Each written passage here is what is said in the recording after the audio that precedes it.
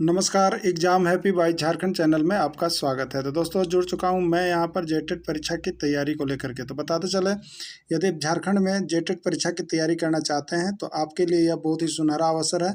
बहुत जल्द जेटेट का विज्ञापन आपको आ जाएगा और आप यहां से तैयारी कर सकते हैं। अब देखिए, जैसे ही विज्ञापन आता है तो बहुत से तरह के यहाँ पर जो है बाजारू किताबें आ जाती है। आप सभी क्या करते हैं, बाजारू किताब लेकर के पढ़ना शुरू कर देते हैं, ठीक है। लेकिन इस बाजारू किताब से आपको यहाँ पर एक दो प्रश्न भिड़ जाए तो काफ़ी होता है, लेकिन बहुत मेहनत करते हैं आप और उसका रिजल्ट आपका जीरो आता है।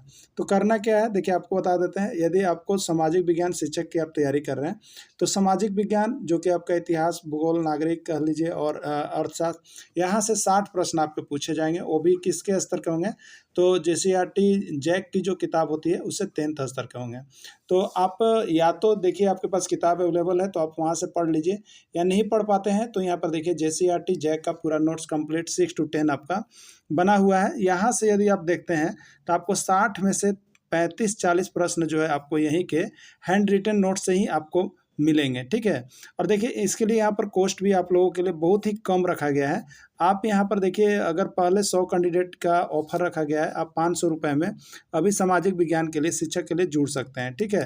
लेकिन जब यह सीट फुल हो जाएगी तो आपको यहाँ पर लगने लगेंगे 1000। तो आप यदि चाहते हैं तो पहले आओ और पहले पाओ के तर्ज पर अभी यहाँ पर जो है आप 500 रुपये में अपना रजिस्ट्रेशन फुल टाइम करवा सकते हैं और यह लाइफ टाइम होगा, ठीक है। इसमें क्या मिलेंगे आपको, तो आपको सबसे पहले PDF मिलेगा, उसके बाद उसका वीडियो मिलेगा और उसके बाद आपको बात करने की सारी सुविधा मिलेगी। और यहाँ पर जो विभिन्न राज्यों में अब तक पात्रता परीक्षा हुई है उसका सारा जो है प्रश्न पत्र यहाँ पर आपको करवाया जाएगा, सॉल्व करवाया जाएगा। तो आप अगर यहाँ पर जुड़ते हैं तो आपको 101% जो है आप यहाँ पर 60 से 70% मार्क्स आपके अवश्य आएंगे जेटेट परीक्षा में। तो आप अगर 60 से 70% मार्क्स लाना चाहते हैं तो जुड़ जाइएगा, ठीक है। तो चलिए अब हम यहाँ पर देखते हैं आपके लिए सामाजिक विज्ञान के महत्वपूर्ण प्रश्न।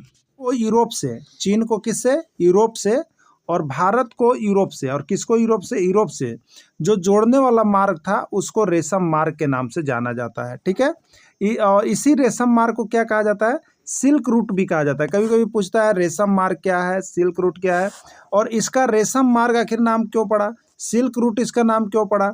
तो देखिए इस मार्ग से सिल्क का व्यापार होता था। जो मार्ग था चीन यूरोप का मार्ग, भारत यूरोप का मार्ग, उस मार्ग से किसका व्यापार होता था, सिल्क का, रेशम का व्यापार होता था। सिल्क का व्यापार होता था तो उसको सिल्क रूट कहा जाने लगा, और रेशम का व्यापार होता था तो उसको रेशम मार्ग कहा जाने लगा, ठीक है।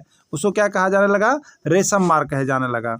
देखिए दूसरा इंपॉर्टेंट टॉपिक जो यहाँ पर आपको है कि रीडर पेस्ट क्या है, रीडर पेस्ट क्या है, प्रश्न रीडर पेस्ट क्या है पूछता है, रीडर पेस्ट क्या है, ठीक है।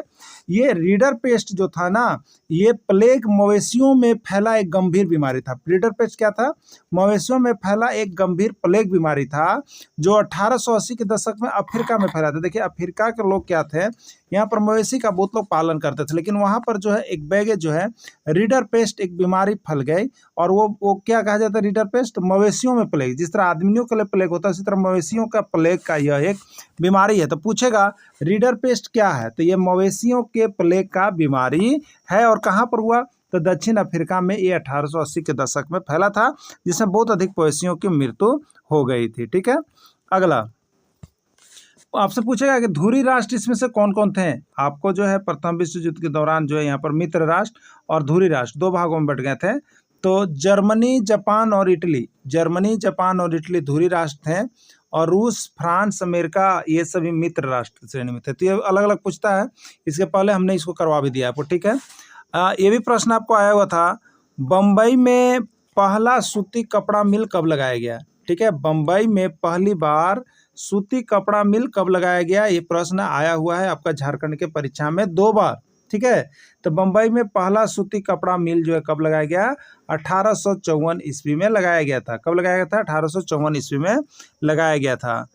मुद्रण की सबसे, मुद्रण यानी टाइपिस्ट की सबसे पहली तकनीक चीन में विकसित हुई थी। मुद्रण टाइप जो किया जाता है उसका सबसे पहला तकनीक कब विकसित हुआ था, चीन में विकसित हुआ था। कहाँ पर हुआ था, चीन में विकसित हुआ था। देखिए प्रिंटिंग प्रेस का प्रचलन यहाँ पर जॉन गुटेनबर्ग से जुड़ा हुआ, याद रखिएगा जॉन गुटेनबर्ग एक व्यापारी थे और इनको जो है प्रिंटिंग प्रेस का पितामह भी कहा जाता है। तो प्रिंटिंग प्रेस का प्रचलन सबसे पहले जॉन गुटेनबर्ग का नाम आएगा, याद रखिएगा। प्रिंटिंग प्रेस से प्रश्न आता है, आप अपने तरफ से और भी देख लीजिएगा प्रिंटिंग प्रेस को बहुत अच्छी तरह से। देखिए हम तो यहाँ पर सिर्फ आपको JCERT में जितना दिया है बस उसको ही कवर अप करवा रहे हैं, तो प्रश्न की संख्या तो 1000 हो जाएगी, लेकिन हम जानते हैं कि एग्जाम में वही चीज़ पूछ रहा है जो JCERT आपको कवर अप कर रहा है, ठीक है। तो JCERT का हम बीच बीच से सारे इंपॉर्टेंट टॉपिक आपको दे दिए हैं। जेम्स अगस्त हिंकी ने 1780 ईस्वी में बंगाल गजट नामक एक साप्ताहिक पत्रिका का संपादन शुरू किया, ठीक है। यही प्रश्न आया हुआ था, कैसे आया था प्रश्न, सो देख लीजिए। बंगाल गजट नामक पत्रिका को किसने लिखा? बंगाल गजट नामक पत्रिका का संपादन किसने किया? याद रखिएगा जेम्स अगस्त हिक्की ने बंगाल गजट नामक पत्रिका का संपादन किया था। और ये कैसा पत्रिका था? बंगाल गजट कैसा पत्रिका था? तो एक साप्ताहिक पत्रिका था। देखिए हम यहाँ पर आपको जो है इंपॉर्टेंट टॉपिक केवल करवा दे रहे हैं क्योंकि समय की देखते हुए बहुत ज़्यादा समय ना लगे, इसीलिए आपको सारा इंपॉर्टेंट प्रश्न इसी में कवर अप कर लेना है, ठीक है। तो याद हो गया होगा बंगाल गजट नामक पत्रिका का संपादन किसने किया? जेम्स अगस्त हिक्की ने किया। कब किया? 1780 के दशक में किया। और बंगाल गजट किस प्रकार की पत्रिका है? तो एक साप्ताहिक पत्रिका है। चलिए इससे प्रश्न बन गया।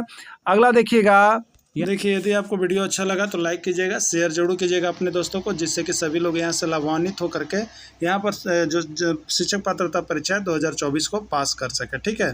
तो आप देखिए अभी का भी यहाँ पर जुड़ जाइएगा। सिर्फ और सिर्फ अभी नामांकन में आपको लाइफ टाइम के लिए 500 रुपये लग रहे हैं, जिसमें आपको सारे नोट्स, PDF, वीडियो, 7 कम में क्लासेज पूरी आपको दी जाएगी और बात करने की पूरी सुविधा दी जा रही है। तो आप यहाँ से जुड़ करके जरूर एक बार JCERT का पूरा कंप्लीट नोट्स देख लीजिएगा, नहीं तो ले यहाँ पर रस सुंदरी देवी ने अमार जीवन नामक आत्मकथा लिखी जो 1876 में प्रकाशित हुई थी।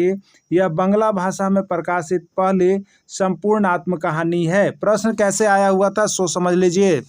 बांग्ला भाषा में प्रकाशित पहली संपूर्ण आत्मकहानी कौन सी है? बांग्ला भाषा में प्रकाशित पहली संपूर्ण आत्मकहानी कौन थी बताइए।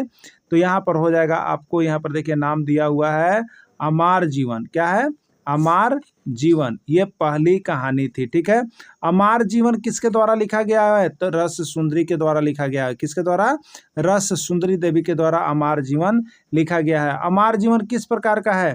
तो यह एक आत्मकथा है। क्या है? एक आत्मकथा है और बंगाल में प्रकाशित होने वाली पहली संपूर्ण आत्मकहानी है अमार जीवन, ठीक है। अमार जीवन को याद रख लीजिएगा।